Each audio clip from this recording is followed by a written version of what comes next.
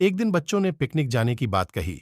ये सुनते ही अंकिता की रूह कांप गई, क्योंकि उसे एक पुराना किस्सा याद आ गया। ये बात तब की है जब अंकिता 10वीं क्लास में पढ़ रही थी। एक दिन टीचर ने पिकनिक का प्लान बनाया था। अपने सभी दोस्तों के साथ अंकिता ने भी जाने के लिए हां कर दी। पिकनिक पर जाना था पावागढ़। पूरा स्कूल पिकनिक जा रहा था, इसलिए अंकिता अपने दोस्तों के साथ सबसे पीछे वाली बस में बैठ गई। सभी हंसते मस्ती करते हुए बस से जा रहे थे। तभी कुछ दूर जंगल के पास पहुंचकर उसी बस से तेज आवाज आई। ये वक्त रात के करीब 1:30 का था। ड्राइवर गाड़ी से बाहर निकला तो उसे पता चला कि टायर फट गया है। ड्राइवर ने सबसे कहा कि बस का टायर बदलने में करीब 2 घंटे लगेंगे। आप सब नीचे उतर जाइए, मैं इसे बदल देता हूं। आप लोग पास के ढाबे में जा सकते हैं, वहां गर्म गर्म चाय पी लीजिए और मैं इस टायर को फटाफट बदलने की कोशिश करता हूं। ड्राइवर की बात सुनकर सभी बस से उतर गए और पैदल चलते हुए पास के ढाबे में पहुंचे। वहां एक बूढ़ा व्यक्ति चाय बना रहा था। इतनी रात को ढाबा खुला हुआ और किसी इंसान को चाय बनाते देख सबको हैरानी हुई।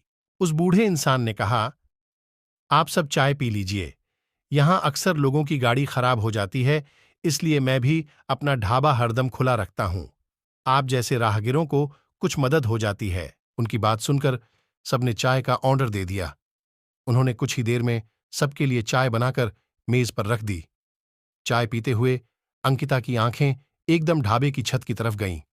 वहां अंकिता ने एक औरत को सफेद रंग की साड़ी में खुले बाल लहराते हुए देखा। कुछ देर बाद वो जोर जोर से हंसने लगी।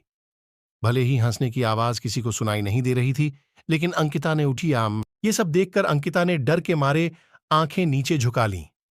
कांपते हुए किसी तरह से अंकिता ने चाय दोबारा पीना शुरू ही किया थी कि उसी वक्त जोर जोर से किसी के चिल्लाने की आवाज जंगल की ओर से आई। ढाबे में बैठे हुए सभी बच्चे और टीचर उस आवाज को सुनकर डर गए। सबको डरा हुआ देखकर उस बूढ़े इंसान ने कहा कि मैं देखकर आता हूं क्या हुआ है, आप लोग यहीं तभी एक लड़की को खून की उल्टी लगातार होने लगी। उसको देखकर सबकी हालत और खराब हो गई।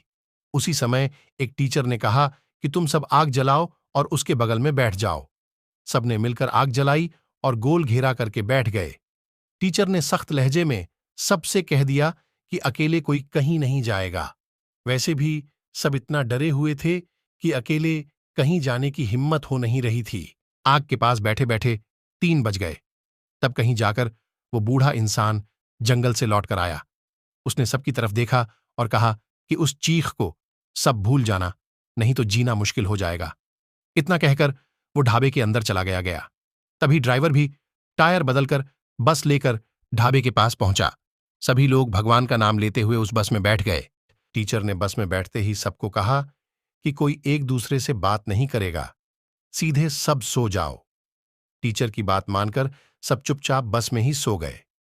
उसके बाद पिकनिक स्पॉट पर पहुंचे और करीब 1 हफ्ते बाद घूमकर आ गए। पिकनिक में किसी ने दूसरे बस के बच्चों से उस रात के बारे में कुछ नहीं कहा।